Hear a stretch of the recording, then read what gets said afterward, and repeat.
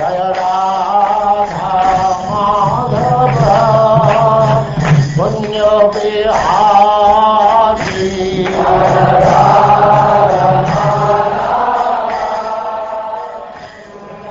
now chapter 10.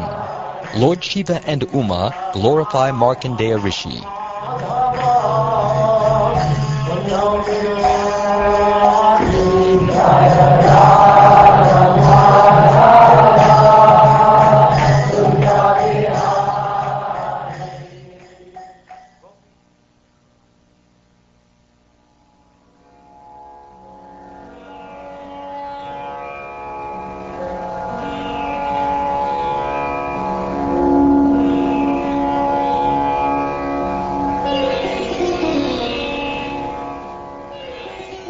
Sutta Goswami said, "The Supreme Lord Narayan arranged this opulent display of his bewildering potency.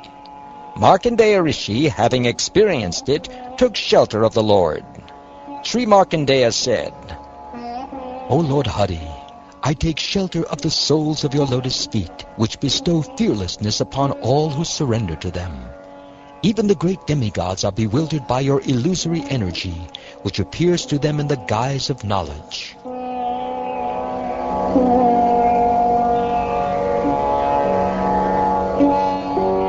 Lord Rudra, traveling in the sky on his bull and accompanied by his consort Rudrani, as well as his personal associates, observed Markandeya in trance. Goddess Uma, seeing the sage, addressed Lord Girisha. My lord, just see this learned Brahmin, his body, mind, and senses motionless in trance. He is as calm as the waters of the ocean when the wind has ceased and the fish remains still. Therefore, my lord, since you bestow perfection on the performers of austerity, please award this sage the perfection that is obviously due him." Surely this saintly Brahmin does not desire any benediction, not even liberation itself, for he has attained pure devotional service unto the inexhaustible personality of Godhead. Still, my dear Bhavani, let us talk with this saintly personality. After all, association with saintly devotees is man's highest achievement.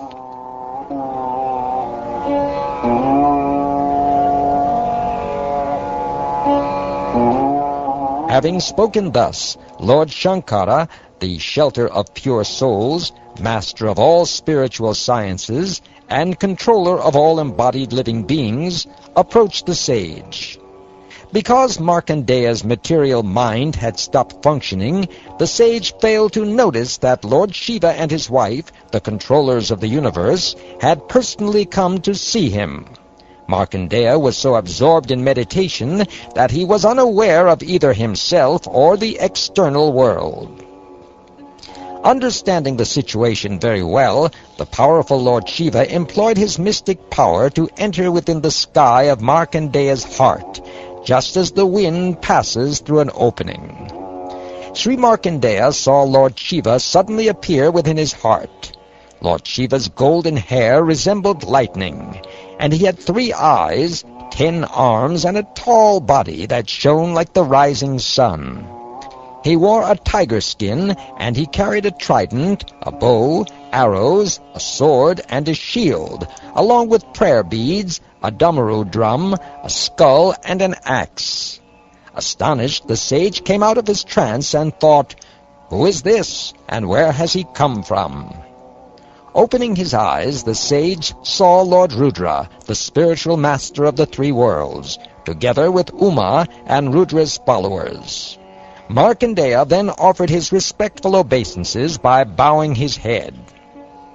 Markandeya worshipped Lord Shiva along with Uma and Shiva's associates by offering them words of welcome, sitting places, water for washing their feet, scented drinking water, fragrant oils, flower garlands, and arti lamps. Markandeya said, "O mighty Lord, what can I possibly do for you, who are fully satisfied by your own ecstasy? Indeed, by your mercy you satisfy this entire world. Again and again I offer my obeisances unto you, O all auspicious transcendental personality. As the Lord of goodness, you give pleasure. In contact with the mode of passion, you appear most fearful, and you also associate with the mode of ignorance.